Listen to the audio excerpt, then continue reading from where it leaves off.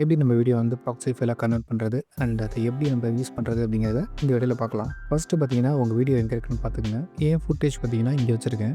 இது என்னோடய ஃபுட்டேஜ் ஓகேங்களா. டெஸ்ட்டுங்கிற ஃபோல்டரில் போட்டு வச்சுருக்கேன். ஸோ இந்த ஃபைலை தான் வந்து நம்ம ப்ராக்ஸி ஃபைலாக கன்வெர்ட் பண்ண போகிறோம். ஸோ இதோட சைஸ் பார்த்தீங்கன்னா 25.8 MB இருக்குது சரிங்களா.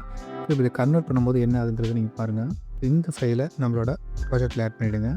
ப்ராஜெக்டில் நம்ம இப்போ ஆட் பண்ணியாச்சு.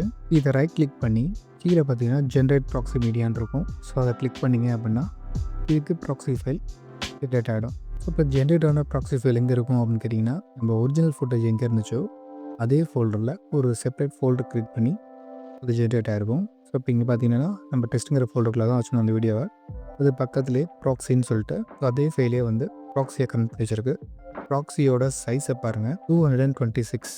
நம்ம ஃபைலோட சைஸ் பார்த்தீங்கன்னா 25 MBன்னு பார்த்தோம் இல்லையா, கிட்டத்தட்ட ஒரு 10 டைம்ஸ் ஹையராக இருக்குது. ஸோ இப்போ இந்த ஃபுட்டேஜுக்கு நம்ம ப்ராக்ஸி ஃபைல் கிரியேட் பண்ணிட்டோம் இல்லையா.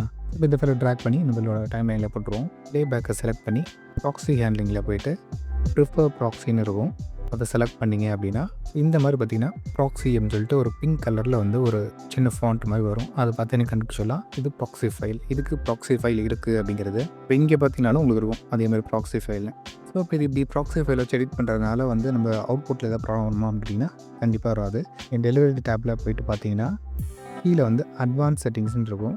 அதில் போய்ட்டு கீழே வந்து யூஸ் ப்ராக்ஸி மீடியா அப்படின்னு இருக்கும். இப்போ ப்ராக்ஸி மீடியாவை நம்ம யூஸ் பண்ணுன்னு சொன்னால் மட்டும்தான் அது யூஸ் பண்ணுவே தவிர, இல்லைனா நம்மளோட ஒரிஜினல் ஃபைலை தான் வந்து ஆக்சஸ் பண்ணிக்கும். ரைட் சைடில் பார்த்தீங்கன்னா ஒரு ப்ராஜெக்ட் செட்டிங்ஸ்னு ஒரு ஆப்ஷன் இருக்கும். ஸோ அதை கிளிக் பண்ணிக்கங்க. ஸோ அதில் அப்படியே கீழே போனீங்க அப்படின்னா ஆப்டிமைஸ்டு மீடியான்ற கேட்சின்னு இருக்கும். ஸோ அதில் வந்து ப்ராக்ஸி மீடியா ரெசல்யூஷன் இருக்கு இல்லையா, நான் வந்து குவார்ட்டர் வச்சுருக்கேன். நீங்கள் ஒரிஜினல் வச்சுக்கினாலும் வச்சுக்கலாம். பட் என் பேசிக்கு எது பெட்டர்னு நினைக்கிறேனோ நான் அந்த மாதிரி வச்சுருக்கேன். தென் ப்ராக்ஸி மீடியா ஃபார்மேட் பார்த்தீங்கன்னா டிஃபால்ட்டாக H.264 தான் இருக்கும். H.264ங்கிறது வந்து கம்ப்ரஸ்டு ஃபார்மேட். DNX HR HQXன்ற ஆப்ஷனை யூஸ் பண்ணுங்கள். இல்லைனா DNX HR HQ யூஸ் பண்ணுங்கள். HQXங்கிறது பார்த்திங்கன்னா உங்களுக்கு ஸ்டூடியோவில் மட்டும் தான் அவைலபிலிட்டி இருக்கும். நார்மல் டாவின்சியில் பார்த்திங்கன்னா HQ மட்டும்தான் இருக்கும். ஸோ நிறையா 4K ஃபுட்டேஜஸ்லாம் யூஸ் பண்ணுறீங்கன்னா பெட்டர் யூஸ் ப்ராக்ஸி யூஸ் பண்ணிங்கன்னா ரொம்பவே ஈஸியாக இருக்கும்.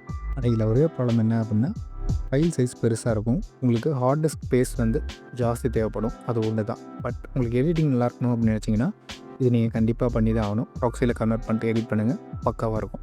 இந்த வீடியோ உங்களுக்கு பிடிச்சிருந்துச்சு அப்படின்னா மறக்காமல் லைக் பண்ணிட்டு சேனல் சப்ஸ்கிரைப் பண்ணுங்கள்.